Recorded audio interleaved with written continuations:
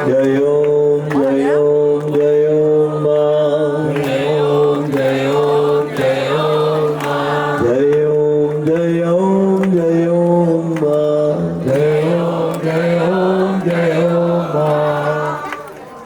एक हाँ, अरे मैं हूँ ना माँ भी पिता भी, वो श्लोक सुनते हैं। त्वमेव माता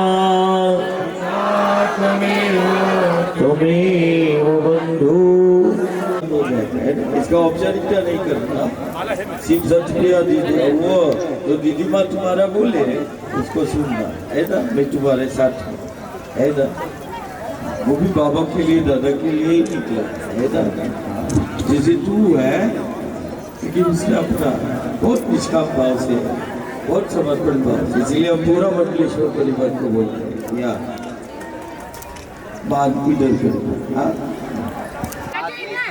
दीदी माँ हम सबको भगवान की जय, परम पूज्य दीदी माँ जी की, सत्य सनातन धर्म की, आज के आनंद की, नमः पार्वती पते हर हर महादेव हर।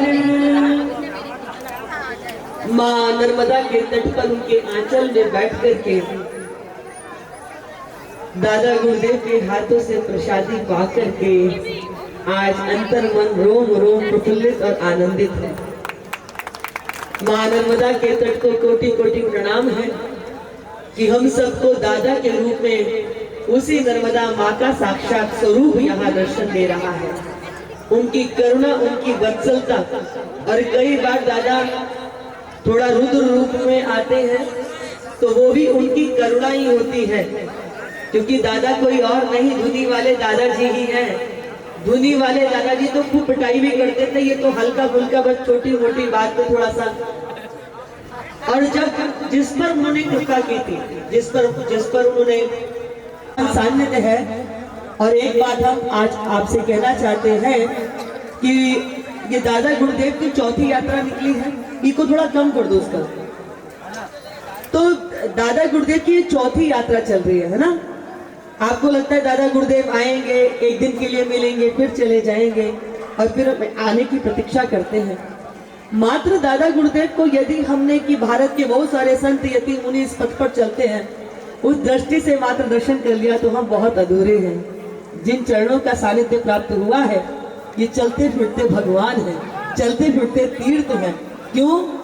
क्योंकि दादा गुरुदेव का एक भी कृत्य स्वयं के लिए नहीं है, उनका एक भी कृत्य मनुष्य जैसा नहीं है।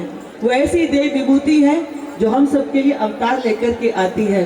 दादा 6 वर्ष से अन्न नहीं ले रहे, लेकिन आप देखो कि जो भी प्रसाद पाता है, हर किसी पे दादा की दृष्टि रहता है कि वो तृप्त होगा कि नहीं होगा। कल रात का बड़ा सुंदर दृश्य मुझे भी दर्शन करने का सौभाग्य मिला। कुछ लोग आए, आकर के सो गए और दादा सबको जगह जगह कर प्रसाद करा रहे थे, क्योंकि कोई भी भूखा रह जाता है, जादूगर भी दिखा लेते हैं, बचपन में भागते थे। ऐसा तादात्म्यकरण भक्तों के साथ ज्यादा करें। माँ नर्मदा की परिक्रमा करके माँ भगवती को मनाने के लिए आए थे कि अब नंदी की प्रतीक्षा पूरी कर दें। तो मार्ग में हमको दादा गुरुदेव मिल गए और दादा गुरुदेव का ऐसा प्रेम मिला, ऐसा मातृत्व भाव मिला कि हम धन्य धन्य हो गए और इतने अभिभूत हैं कि हमें तो दादा में ही माँ का दर्शन होने लगा है। ऐसा हमारा चित्त जो है वो भाव से भर गया है। तो आप तो भाग्यशाली हो ही हो, लेकिन हम आपसे ज्यादा भाग्यशाली हो गए क्योंकि दादा गुरुदेव ने हमें अपनी वत्सलता से, अपनी करुणा से, अपने प्रेम से हमारा हृदय अभिभूत कर दिया, द्रवीभूत कर दिया है। ऐसे पावन चरणों को पाकर के हम धन्य हैं, सब भाग्यशाली हैं। इसलिए सब अपने घर द्वार पर वृक्ष की सेवा कीजिए और ये जो नर्मदा रूपी जो शक्ति प्राप्त हुई है, जो भवानी प्राप्त हुई है, इनके तटों को स्वच्छ रखिए जैसे घरों को स्वच्छ रखते हैं। और यहाँ पर नित्य भगवान की खूब माँ की आराधना करें, खूब शाम को बैठकर गीत गाएं, खूब प्रार्थना करें, तो ये सारे घाट इस जीवन सत्ता को पाकर के और दिव्य होते चले जाएंगे। ये भक्त के हाथी में है, इसलिए आपका दीदी माँ की गुरुदेव हमारे यहाँ अभी 7वीं बार आए हैं। जी हाँ, मतलब ये माँ नर्मदा आश्रय स्थल है। यहाँ पर प्रतिदिन परिक्रमा वासियों को निःशुल्क भोजन प्रसादी दी जाती है। सर्वप्रथम 2020 में इसका शुभारंभ हुआ था। 2020 से दादा गुरु आश्रम पर आ रहे हैं और यहाँ पर प्रतिदिन परिक्रमा वासियों की सेवा की जाती है। और अच्छी बात, मैं इतना सौभाग्यशाली हूँ कि दादा गुरु को लोगों बोलते हैं कि हमारे यहाँ रुकना, हमारे यहाँ रुकना, मैं भी बोलता हूँ। ये दादा गुरु का मुझ पर आशीर्वाद है कि दादा गुरु मंडल से रुकते ही रुकते हैं। और मैं आपको बताना चाहूंगा ये हमारे ऐसा गुप्तेश्वर तीर्थ जो स्कंद पुराण रेवा कुंड के अनुसार दारूवन उसे कहा जाता था। तो दारूवन में एक ऐसी घटना घटित हुई कि ब्राह्मणों के श्राप के कारण भगवान शिव जी का लिंग पतित हो गया। तब युधिष्ठिर ने बड़े आश्चर्य से प्रश्न किया कि हे मार्कंडेय महामुनि, कृपा करके यह संपूर्ण वृत्तांत बताएं कि आखिर ऐसा कैसे हुआ, महादेव को किस कारण से श्राप दिया गया तब, और ये लीला प्रभु ने क्यों किया। क्योंकि अगर भगवान की लीला है तो अवश्य ही उसके पीछे कोई रहस्य होगा। तो क्यों आखिर ये लीला हुई, कैसे लीला को संपादित की गई।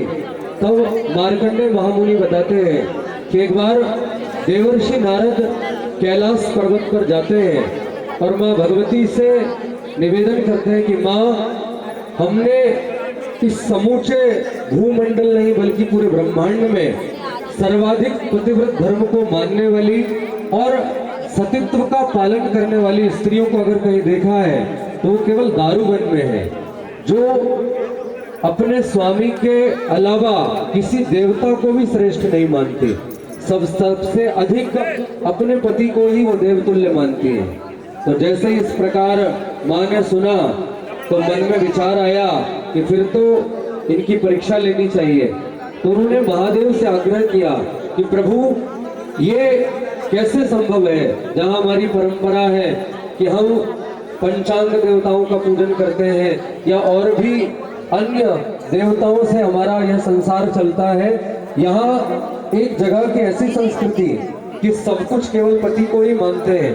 तो आप जाकर के उनका पतिव्रत धर्म भंग कीजिए, आप जाकर ऐसी लीला कीजिए कि उनका ध्यान किसी और देवता या ईश्वर के प्रति भटके, तब ही मैं आपसे बात करूंगी, अर्थात आज के बाद आपसे मैं बात करना बंद कर दूंगी। महादेव के मन में विचार आया कि इस ब्रह्मांड के प्रतीक शिवलिंग को माई के पथ पर ही कहीं प्रकट करना था, तो ये बहुत अच्छा स्थान भी है और बहुत अच्छा अवसर है। तो इसलिए वो तुरंत माँ की बात मान करके अवधूत का वेश धारण करते हैं, दिगंबर होकर चंद्रमा को धारण करके भस्मी का लेप करके अपने गले में नाग लिपटा करके और भ्रमण के लिए निकल जाते हैं। और उस दारूगण में जहाँ भी महादेव भ्रमण कर रहे हैं, इतना दिव्य सौंदर्य है। कर्पूर गौरम करुणावतारम संसार सारम भुजगेंद्रहारम, बिल्कुल कर्पूर की तरह गौर वर्ण। जब उन स्त्रियों ने देखा तो मन में विचार करने लगी कि ये कौन साधु, कौन अवधूत यहाँ पर आया है, ये कौन है। किसी ने कहा ये साक्षात शंकर के अवतार है, किसी ने कुछ। ये सब सुनकर जो स्त्रियां थी उन सब का मन भगवान श्री शंकर के चरणों के प्रति अनुरक्त हो गया। और जैसे उनके चरणों में अनुरक्ति आई, जो ब्राह्मण सब वन में जाकर के उपासना कर रहे थे, तप में बैठे हुए थे, अचानक उनका तप भंग हुआ कि हमारी स्त्रियां जो सर्वाधिक भाव, अनुरक्ति या प्रेम हमारे चरणों में रखती थी, उन्हें कहीं और अनुरक्ति हो गई है। ऐसा विचार करते ही वो घर आए। उन्होंने अपने आश्रम के आसपास पता किया कि इस दारुकाश्रम में आज कौन पधारा था, किसको देख करके स्त्रियों की मति की यह स्थिति हुई है। तब उन्हें पता चला कि एक अवधूत यहाँ से निकला है। तुरंत ब्राह्मणों ने हाथ में जल लिया और कहा कि हम मंत्रों को साक्षी मान करके, माँ नर्मदा को साक्षी मान करके उस अवधूत को श्राप देते हैं कि इसी स्थान पर उसका लिंग पतित हो जाए। और जैसे ही श्राप दिया, भगवान शिव का लिंग पतित हो गया। चारों ओर प्रलयकालीन स्थिति निर्मित हो गई। जब प्रलय की अवस्था आई तो सब मिलकर के प्रभु को मनाने के लिए गए।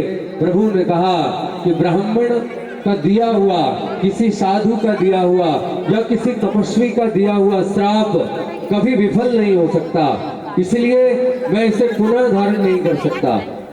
तो देवताओं ने कहा ऐसे में तो प्रलय की स्थिति हो जाएगी। तब महादेव ने कहा कि इस लिंग का अगर सब भाव से पूजन करेंगे, शिव शक्ति का प्रतीक मान करके इसका पूजन किया जाएगा तो अवश्य ही यह प्रलयकालीन स्थिति समाप्त हो जाएगी और जो भी मेरी शरण में आएगा उसको समस्त कामनाओं की प्राप्ति होगी, उसका जीवन व्यवस्थित हो जाएगा। और आज से ये लिंग नर्मदेश्वर के रूप में पूजा जाएगा, जिसकी प्राण प्रतिष्ठा की आवश्यकता नहीं पड़ेगी। बोले नर्मदेश्वर भगवान की।